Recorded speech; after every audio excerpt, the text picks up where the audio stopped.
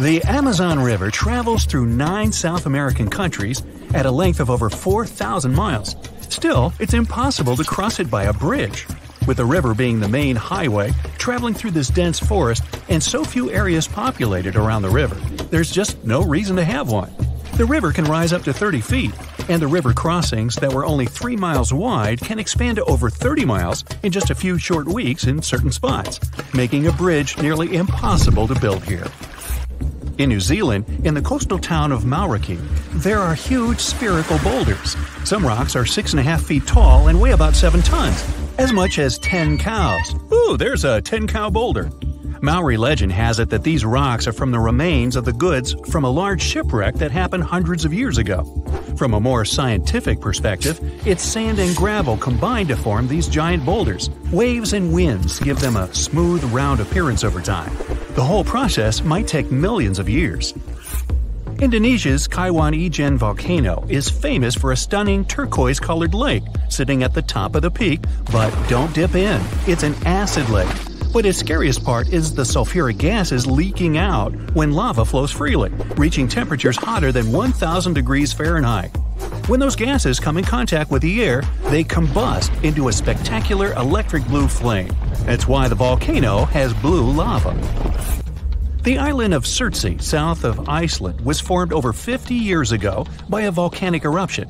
It all began back in 1963 when a powerful volcanic eruption created one of the youngest islands on the planet. All sorts of bacteria, fungi, and molds began taking over the island, leading to numerous other animals finding their way here, like seals and birds. Birds and ocean waves deposited seeds all over the island. Sadly, the island's getting smaller now because of water and wind erosion. Located off the coast of Brazil, there's an island called… I'm a bit rusty on my Portuguese, so here it is on the screen. It looks perfectly untouched and pristine. Bad news? Dangerous snakes overrun it completely, so take a doctor with you in case you want to go there. Over 4,000 of the golden lancehead vipers inhabit this island.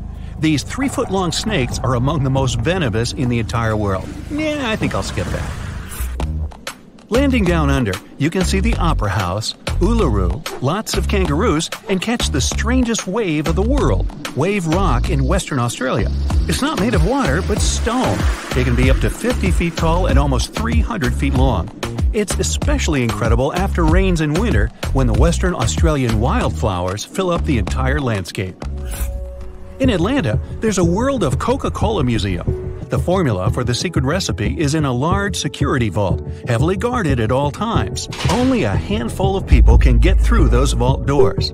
Since its creation in 1886, the company has kept it a secret for only the most honest employees.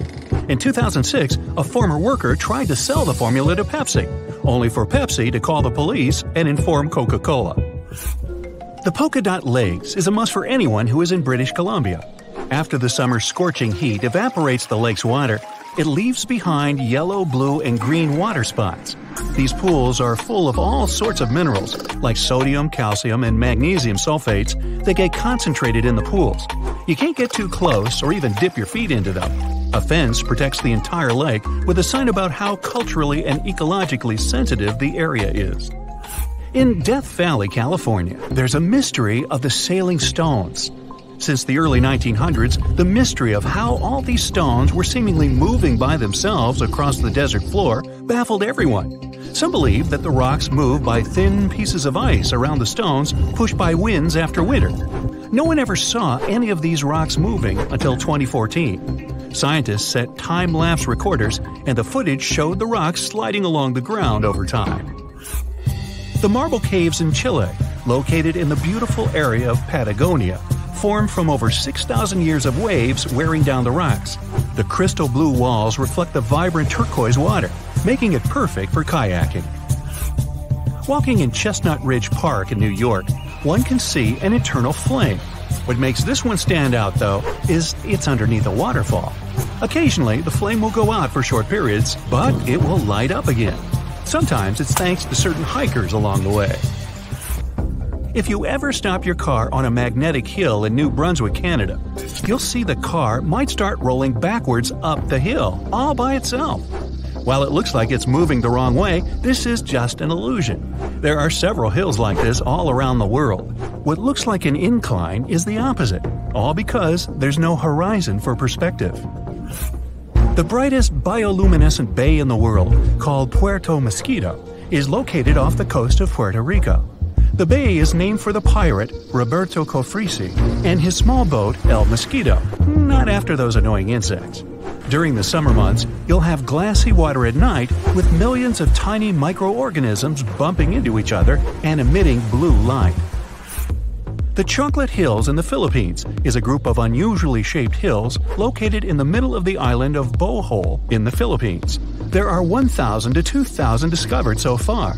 They have nothing to do with chocolate at all, but they resemble the color after the dry season, when the grass turns from green to brown.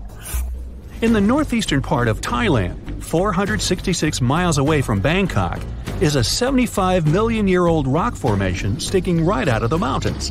Their shapes look just like a pod of whales swimming together. No wonder this place is called Three Whale Rocks. Millions of years ago, this area was just a desert, but this land has changed quite dramatically during this time.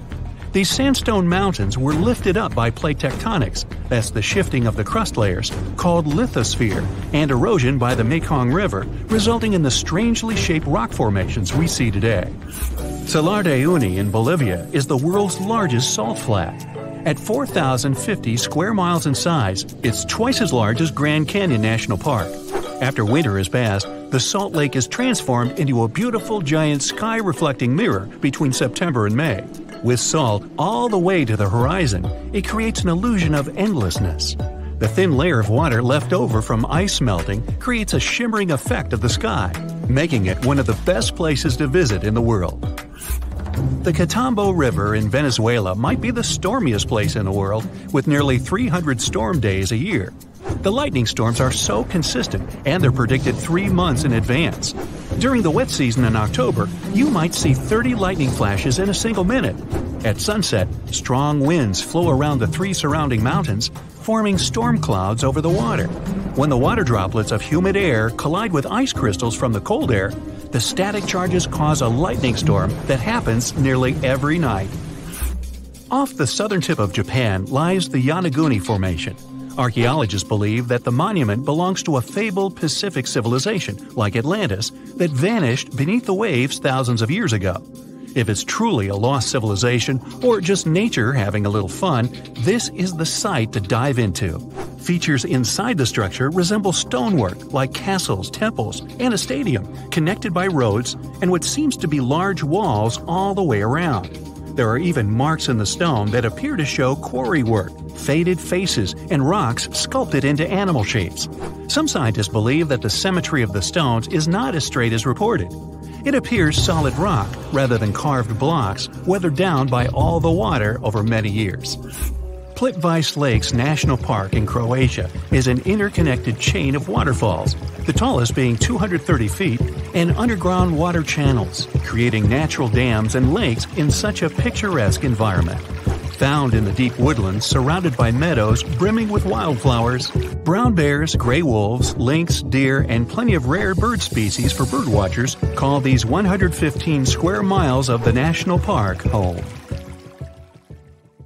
You're strapped in a boat cruising down the Amazon River with the sun scorching hot. As you check out your map, your boat starts rocking back and forth. The water is starting to get more intense, so you hang on for dear life. You tuck your map in your pocket and try to take control of your boat. You strike some jagged rocks and duck low to avoid tree branches. Your boat strikes a large rock out of nowhere and capsizes. You're swimming in the murky green water. While you're trying your best to get ashore, your boat gets washed away. Underneath the water lies a whole new world of bizarre and dangerous animals. Candiru fish are snake-like creatures that can grow up to 16 inches long. Arapimus can weigh more than an adult male and are taller than most basketball players.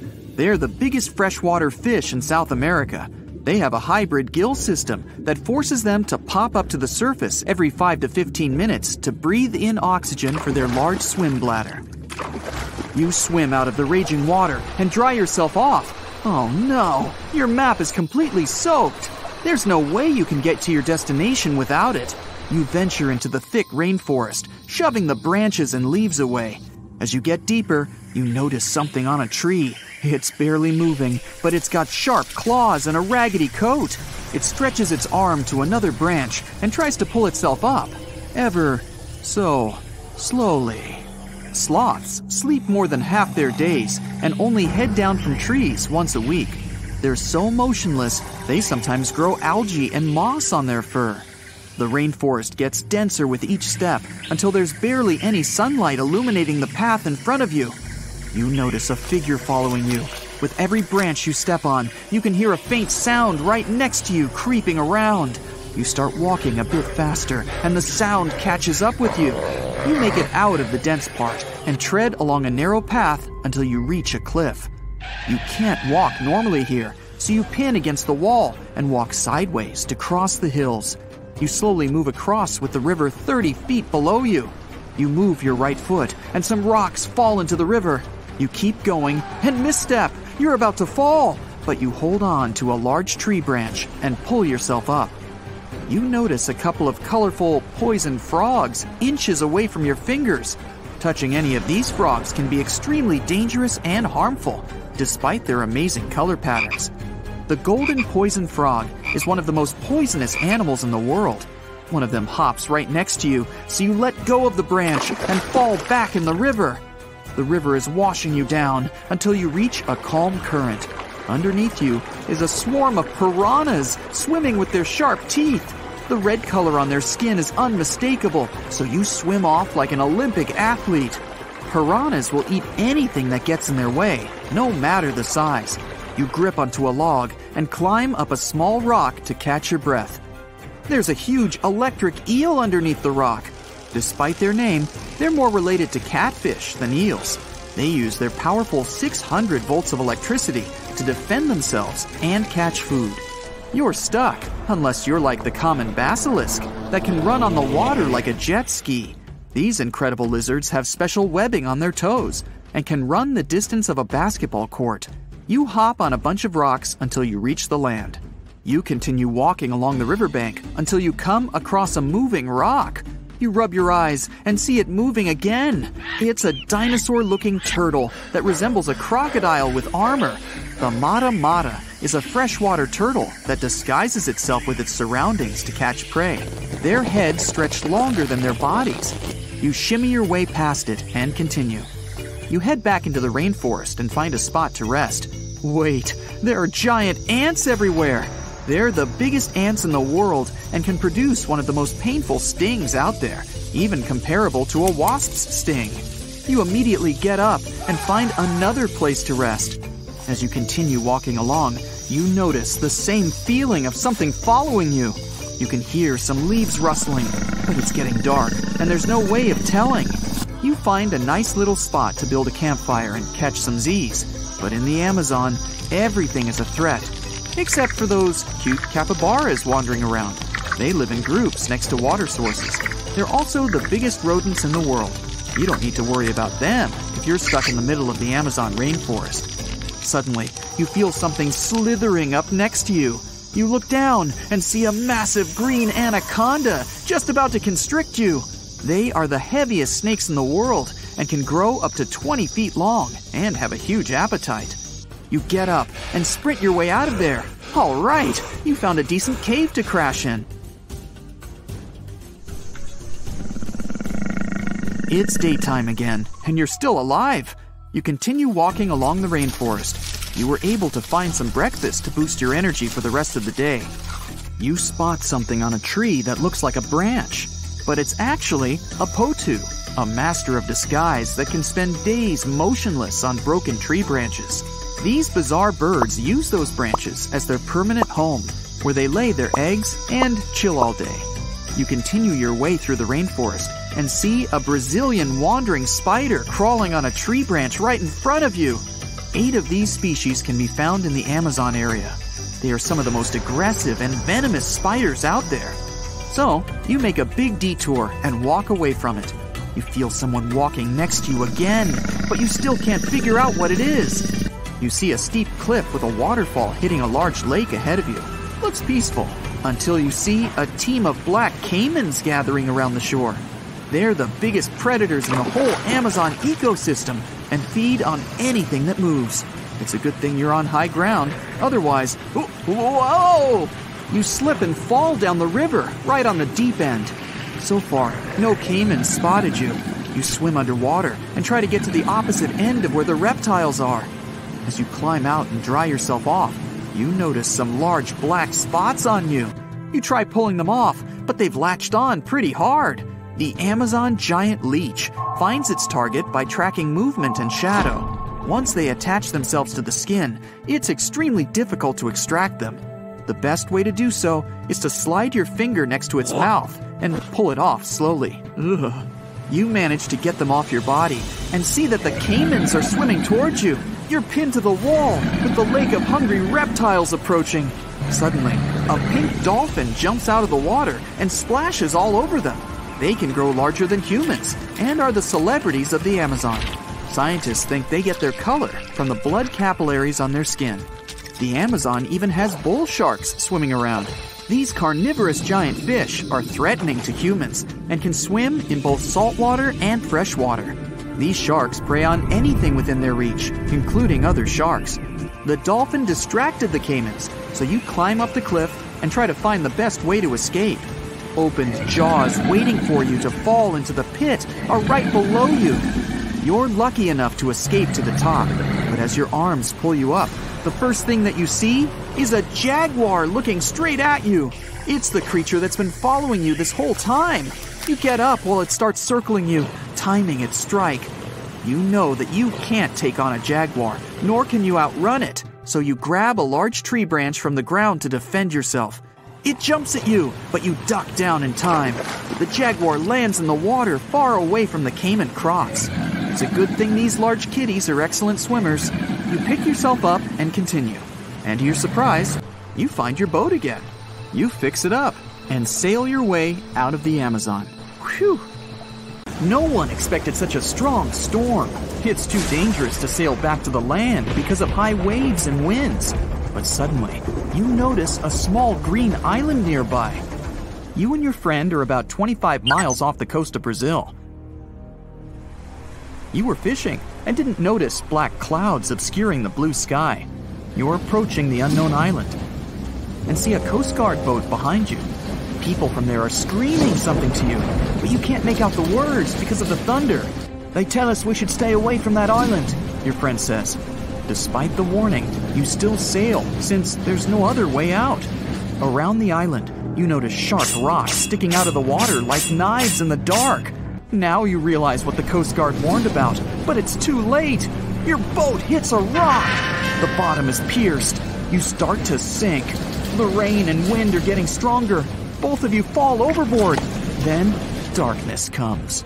You wake up in the morning because of the scorching sun and a dry mouth. Your friend and the wrecked boat are lying nearby. Apparently, you'll have to wait for rescuers to get out here. Now, in the light of day, you can see how dangerous the island's coast is. It's surrounded by rocks, and you're lucky you've survived. Getting out of here will be difficult. Together with your companion, you decide to look for coconuts and bananas. Your friend goes to the wreckage and pulls out a bag of medicine. Then, both of you leave the sandy beach and enter the dense jungle. A couple of steps later, you hear a strange hiss. You see your friend. His eyes are filled with horror. Goosebumps run down your back. You feel something alive crawling under your feet, and there's a lot of it. You look down and notice slithering snakes. There are dozens of them. They wrap around your legs, get into trees. They're everywhere. Don't move, your friend says. I think I know where we are. You want to ask him a question, but fear takes away your voice. He reads your face and answers the question. We're in one of the most dangerous places on Earth, the Brazilian Snake Island. These are not just some ordinary snakes. This is the golden lancehead, one of the most venomous reptiles in the world. You can find them nowhere else on the planet except for this land. They evolved here naturally, without other snake species intervention. That made their venom 5 times stronger than the venom of ordinary vipers. They're practically the only owners of this island. Nowhere else in the world will you find such a concentration of creeping reptiles on such a small piece of land. And now, they're glad that 2 big lunch meals have arrived. There's little chance of survival, but you're gonna try. The first thing you need to do is get out of your stupor and find a thick stick. This is your best tool right now. If you encounter a venomous snake, the best you can do is retreat slowly. But this time, there are too many of them. They're aggressive and hungry. Together with your friend, you fight off the snakes with a stick. But there's more and more of them coming. One of them falls on your shoulder from a tree and bites your neck. The poison instantly enters your bloodstream and affects your muscles. It feels like your body is melting. It becomes difficult to move, and your neck swells. Your friend grabs you and carries you deep into the jungle. Here, among the trees, you notice an old lighthouse. Yeah, this building really stands out here. Once a year, the Coast Guard visits it. Your friend breaks down the door and puts you on the floor. You're afraid you won't be able to survive the bite. Fortunately, your friend is a doctor. He injects the necessary medicine and saves your life. You have a few minutes to rest before more danger arises. Your friend tells you that the unique snakes appeared here thousands of years ago. This island was part of Brazil for a long time. Then, massive floods separated it from the continent. This part of the land was cut off from the whole world, which helped the formation of a unique ecosystem inside. Vipers that lived here evolved into golden lanceheads. They quickly became the main masters of the island and destroyed all the other animals. But how did they manage to survive without food, cut off from the whole world? They did it thanks to nature and evolution. This island is a transit point for many birds. They stop here to rest during long flights. These birds become dinner for the snakes. Previously, a snake bite almost didn't harm the birds. They were frightened and flew away, leaving the snake without food. But over years of evolution, the island's owners have developed such a potent poison that one bite was enough for a bird to never take off again. There's also a legend that a pirate hid treasures here a long time ago. And, so that no one would ever find it, he brought snakes to guard his gold. Of course, there's no chest with coins here, but the island is attractive for modern pirates, even today. Golden lancehead snakes are an expensive commodity, so bad people often visit this place to hunt the reptiles. That's why the Coast Guard is always on duty around the island. People are forbidden to visit this place. And even if someone manages to get past the guards, they will have to face the rocks. Only biologists and scientists have permission to study the local fauna. A necessary condition for a visit is a doctor's presence in the team, so they can save people from the snake's poison. So we have pirates and hordes of poisonous snakes, but there's something else that makes the island even worse. At this moment, you hear rustling all over the building. Thousands of little paws are tapping on the walls and floor.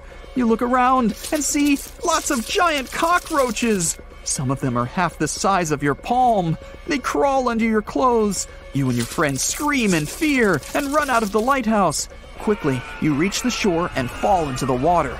It seems that not a single cockroach is left under your shirt. But that's not all. You hear a strange buzzing sound. You look around and see a dark cloud of flying beetles forming in the sky. It's locusts! Thousands of flying insects are heading in your direction. To avoid a collision, you dive under the water and wait for the cloud to pass by. You go up to the surface and move to the shore. Fortunately, there are almost no snakes here.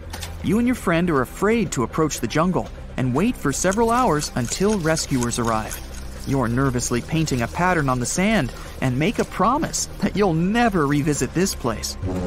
Finally, you see the lifeguard boat. You're trying to tell them you got here by accident. They believe you and evacuate you from the island.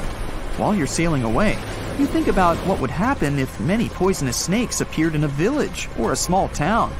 It's difficult to imagine what kind of problems people would face. But in fact, there's no need to imagine anything. There is a place on the planet where locals live next to poisonous cobras, but it doesn't create any chaos. A human can live in peace and harmony with reptiles in that village.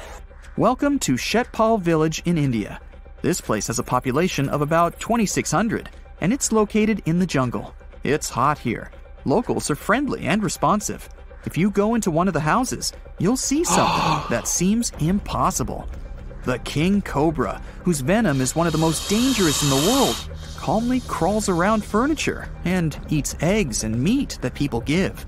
There's even a special corner for the reptile to relax from the scorching sun, drink water, and have a snack. People are happy about the cobra, as if it was a pet. In the village, cobras are everywhere. They come into houses and schools, crawl through the streets, and keep company during dinner. The locals consider them full-fledged residents. They adore them. The snakes are also used to people and don't see them as dangerous.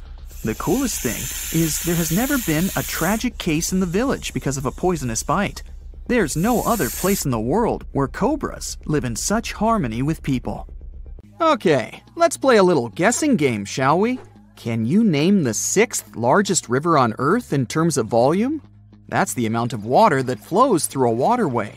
The first couple of rivers are easy to list. Number 1, of course, is the Amazon River in South America. Then we have the Congo in Africa, and the Ganges in India. Feel free to name all the rivers on the planet. You won't get any closer to the answer. Why? Because this river is not on the surface, but underneath the waves of the Black Sea. In 2010, a team of scientists discovered this river while studying the Bosphorus Strait in Turkey. Sonar scanning revealed a channel at the bottom of the Black Sea. The channel had water flowing through it. It turned out that at places, it's 115 feet deep. That's 3 times as tall as your average telephone pole. This flow of water acts like a real river. It has rapids and waterfalls, and its volume is 350 times greater than that of the River Thames in London. Talk about a strong undercurrent. If it was a surface river, it would really be in the top 10. Bad news for the Madeira River in Bolivia and Brazil, the present number 6. But how did this underwater river form? The answer lies in the amazing features of the Black Sea. It gets its water from 2 main sources. The first are the rivers that flow into it, like the Danube, Dnieper, and Don.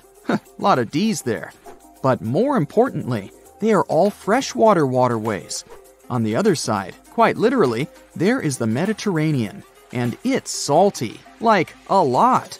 When this salt water gets inside the Black Sea, it goes straight to the bottom.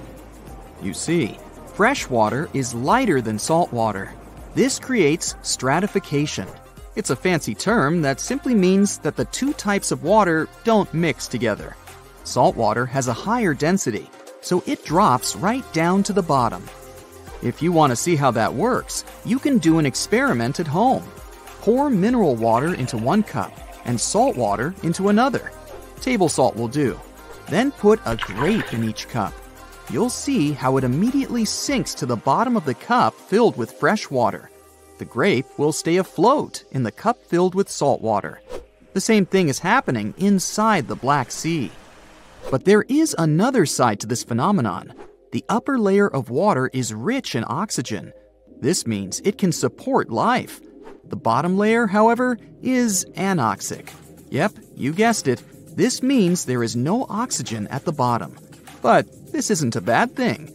Because of this trait of the Black Sea, shipwrecks are able to survive for centuries. Oxygen decomposes wood. And from what material did the ancient people make their ships? That's correct, timber. Recently, in 2018, scientists discovered the oldest Greek shipwreck on Earth. The merchant ship lies more than a mile deep at the bottom of the sea.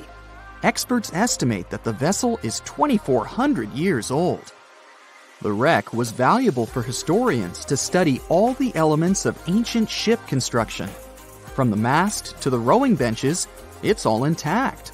The wreck lies some 50 miles off the coast of Bulgaria, but no one has seen it in person. Explorers sent a deep-sea ROV, or remotely operated vehicle, to film the wreckage. It was impossible for a diver to go down. But the Black Sea doesn't look that huge on a map. Could it be that deep? Oh yes, it's way deeper than people think. You could stack 6 Empire State Buildings at the deepest point of the Black Sea, around 7,257 feet. This inland sea isn't the only place on Earth where researchers have discovered shipwrecks and underwater rivers. One of the largest channels running along the ocean floor lies off the coast of South America. It runs from the mouth of the mighty Amazon and into the Atlantic Ocean. Studying underwater rivers isn't an easy task. The depth and the strong currents make it impossible to send in divers. Even the equipment for underwater research has to be sturdy. Otherwise, the current will just wash it away. That's why the underwater river in the Black Sea was ideal for scientists to explore. Earth's oceans and seas are powerful. But, lucky for us, there are places where divers can admire underwater rivers. Ever heard of a cenote? Sounds Spanish. Well, that's because it is. Cenotes are underground caves. They form after the limestone above collapses, revealing the groundwater under them. The term cenote is associated with the Yucatan Peninsula in Mexico. Ancient Maya used them as water sources. In the Mayan language, the word cenote meant sacred well. Researchers estimate there are some 10,000 cenotes spread across the Yucatan Peninsula. You can also find them in other places, such as Cuba and Australia. Beauty is in the eye of the beholder, but unofficially, the most beautiful cenote is located just south of the town of Tulum in Mexico. The name reflects the cave's divine beauty, Cenote Angelita. But people don't visit this cenote to go swimming. Its bottom is much more interesting. A scuba tank is all you need to finally admire an underwater river firsthand. The waters are dark and foggy, so divers use powerful flashlights. After a 100-foot dive, a marvelous sight appears. An underwater river with trees along its banks. Some of them even have green leaves, just like any other water flow on dry land. But it's not really a river. Here comes the fascinating part. Remember how saltwater and freshwater don't mix? Well, the river the divers see is actually a thick layer of fog between the two types of water. 3 feet of hydrogen sulfates, to be exact. This is the compound that water processing plants use to remove chlorine from drinking water. The substance is so heavy that the fog it produces moves independently from the surrounding water, and it creates an illusion that a river is flowing underwater. But there are other real rivers that play tricks on you. Take, for example, the Mystery River in Indiana. It's the longest underground river in the United States. Explorers discovered the river and its cave system, Blue Spring Caverns, in the 19th century. Nearly 3 miles of the river are navigable. Isn't that impressive?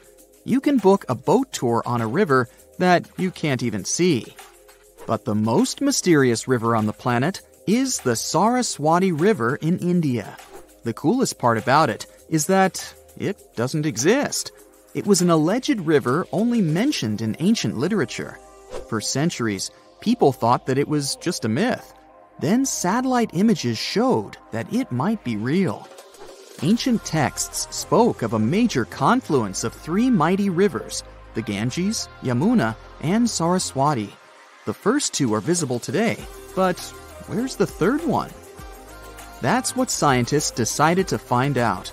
Images from an American satellite showed the presence of underground water in the area.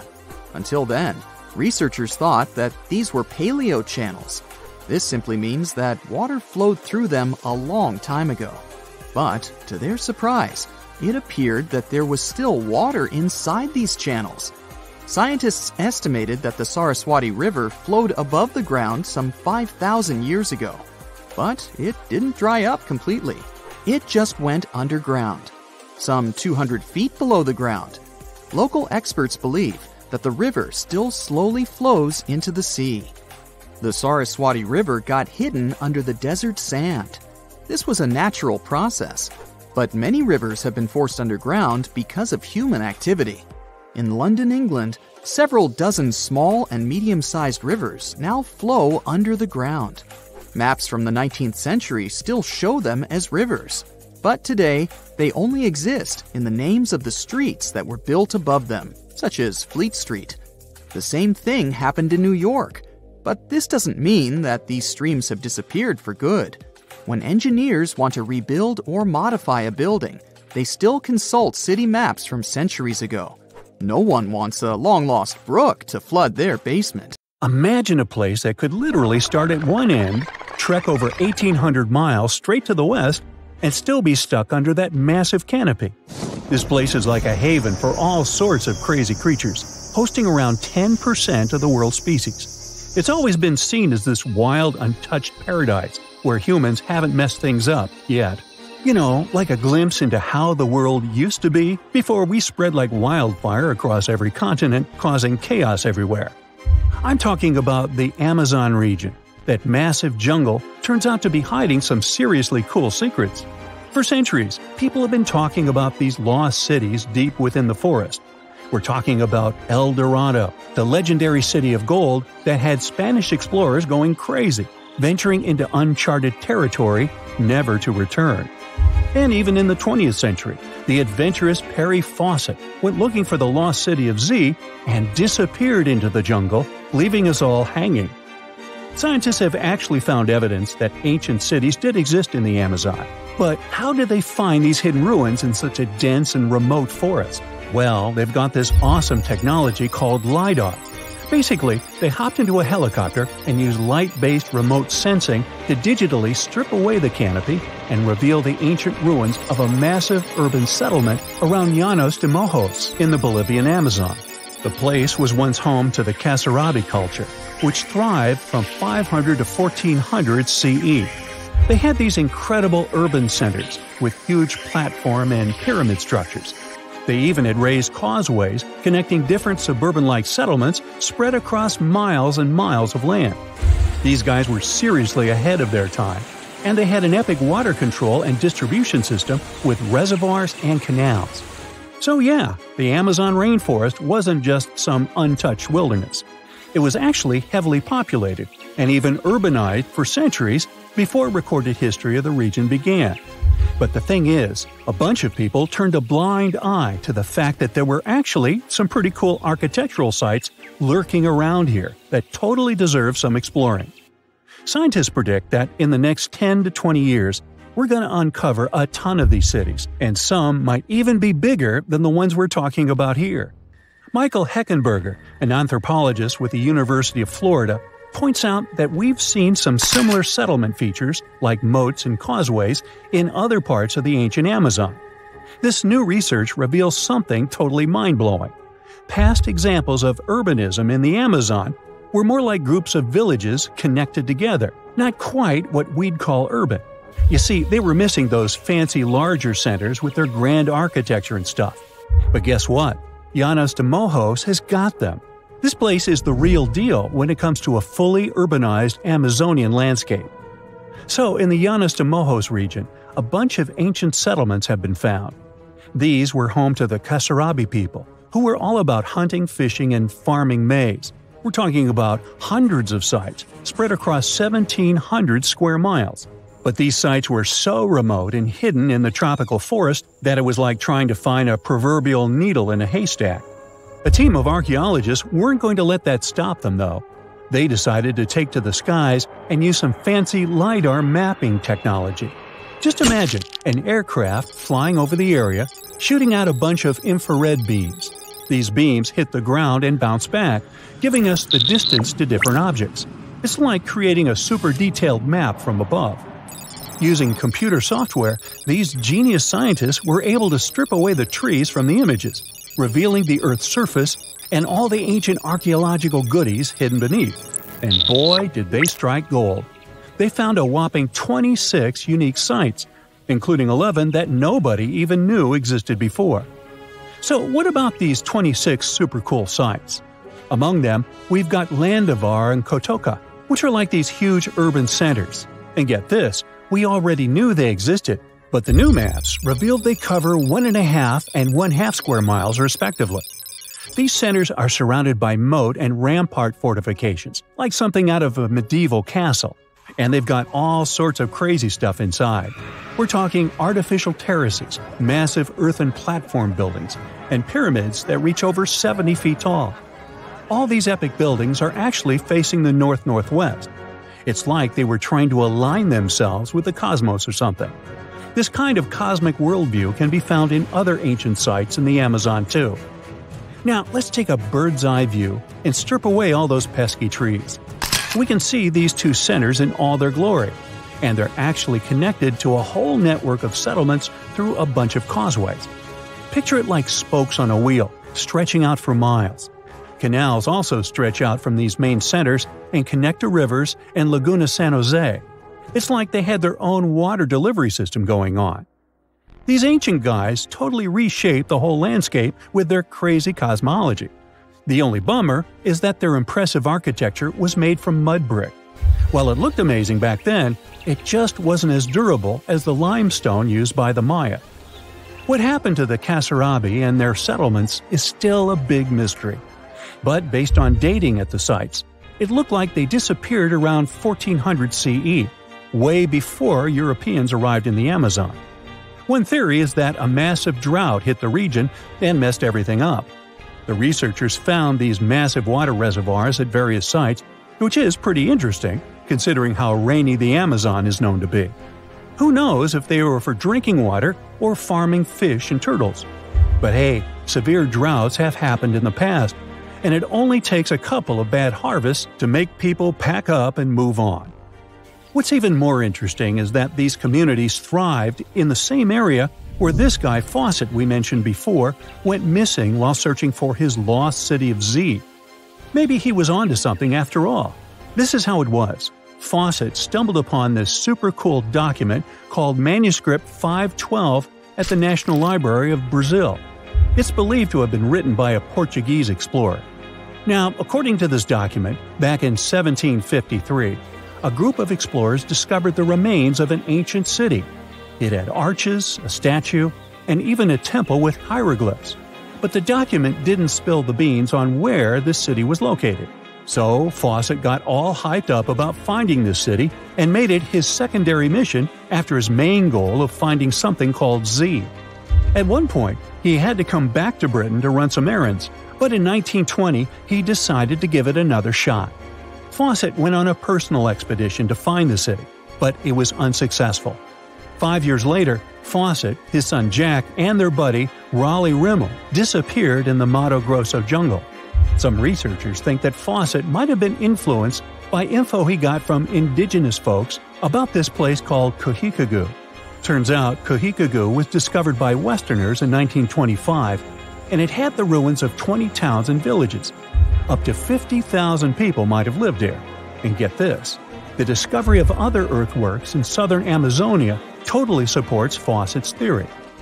In 2005, an American journalist wrote an article about Fawcett's crazy expeditions and discoveries. He called it The Lost City of Z. Catchy, right? Well, in 2009, he turned that article into a book with the same name. And in 2016, the super talented writer-director James Gray made it into a movie. Now, here's where things get a bit sad. The Amazon region is changing rapidly. Farming, ranching, and energy production are changing this incredible place. And guess what? Those untouched areas with ancient relics won't stay untouched for long. It's a race against time to document and preserve what's left of our past before it's lost forever.